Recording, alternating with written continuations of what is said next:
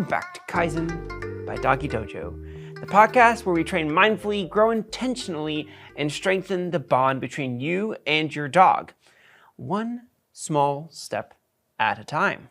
I'm your host, Trevor Smith, and today we're diving into a topic that fuels everything we've talked about so far. And for this particular topic, I would say it'd be really good to go through together with somebody, because without this one thing, it doesn't matter how well you understand training theory, how many tricks your dog knows, or even how detailed your goals are. The thing that we need is motivation to accomplish this, to accomplish all of our goals, to accomplish all of our training. Motivation is a muscle for you and your dog. And also I find that motivation is helpful if you bring somebody along. So share this podcast with somebody that you know.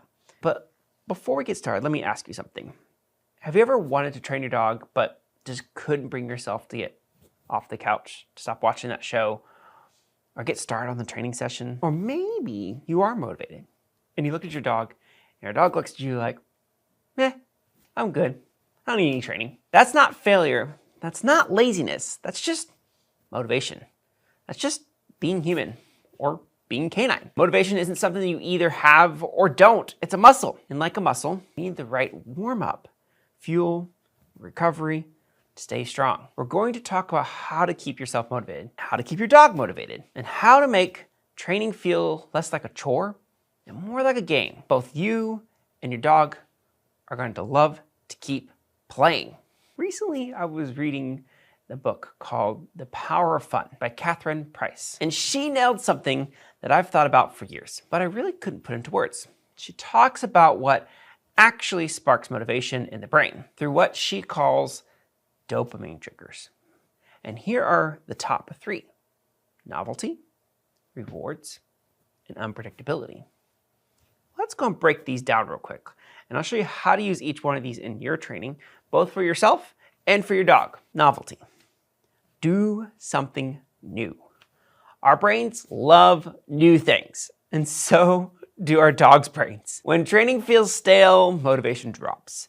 But change just one thing and suddenly the spark returns. Train in a new location, even if it's just the backyard instead of the living room.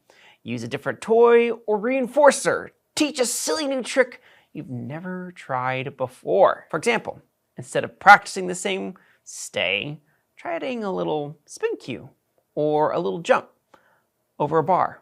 Something that's unexpected as you enter the session.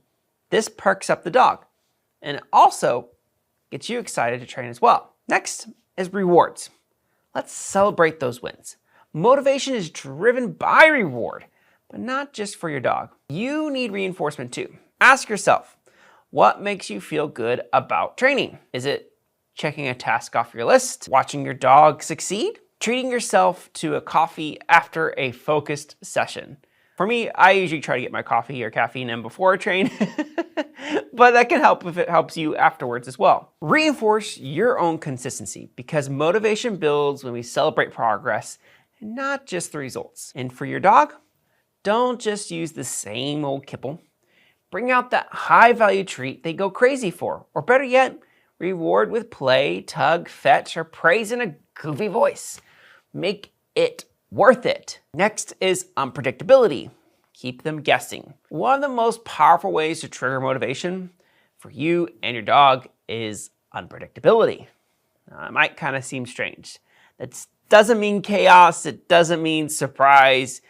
But it means like using a random schedule. Reward every few repetitions instead of every time. Play a game mid-training, like the Chase Me game or Find the Toy. For yourself, try maybe a training wheel or spinner or flashcards with different games and drills. Let chance choose your focus. The brain lights up when you can't quite predict what's next. That unpredictability triggers dopamine and makes us want to keep going. All right, real quick, take a moment. If you just learned something in this podcast that's helped you or you think would help another person, share it. I'm not talking about doing it just online. You can share the link, and I do appreciate that, but share it with a friend. Like text somebody, call somebody, walk through some of these things that you're struggling with so that you can get progress on the journey. And if you need somebody for that, feel free to message me at the Doggie Dojo. I'd love to hear more about your journey and what you're doing with your dog. and how you're growing together. All right, let's get back to it. On that note, let's give you some more trainer motivation hack. Let's switch gears and how do you motivate yourself to train consistently, especially when life just gets chaotic? As a dad with a 3-year-old toddler, I know this right now. But here's some favorite Kaizen style hacks. Create a training playlist. Music changes your energy. Build a go-to hype list for you to use when you train. If you have one, share it with me. Use a 2-minute timer. Tell yourself, I'm just gonna train 2 minutes, that's it. Get started on the hardest part, but once you do, momentum kicks in. Buddy system. Like we talked about at the top of the episode, text a friend what you plan to do. Check in at the end. Even one accountability partner can do wonders. Micro-win journal. Keep a little notebook or notes app where you write one thing down you did well in training each day. Progress builds motivation, but you have to notice it, track it, and celebrate it. And we're going to talk about this in next week's episode just to do a deeper dive into fixing this problem when it comes to celebrating your wins and staying motivated. But let's now talk about your teammate, your dog. Here's what works especially well to keep them fired up. Rotating rewards. Don't just use the same treat or toy. Let them pick play as payment.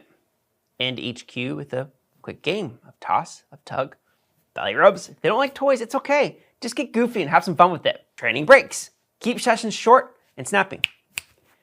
2 to 5 minutes is plenty. Give them agency.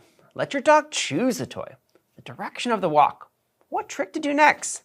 That little bit of control makes a big difference in motivation. Dog will work harder and you'll have more fun. And when they feel like training is a game and not just a drill, you're gonna find some magic there. That's all what it's about. It's finding that magic between you and your dog. All right, you know what time it is. It's Kaizen Challenge time for this week.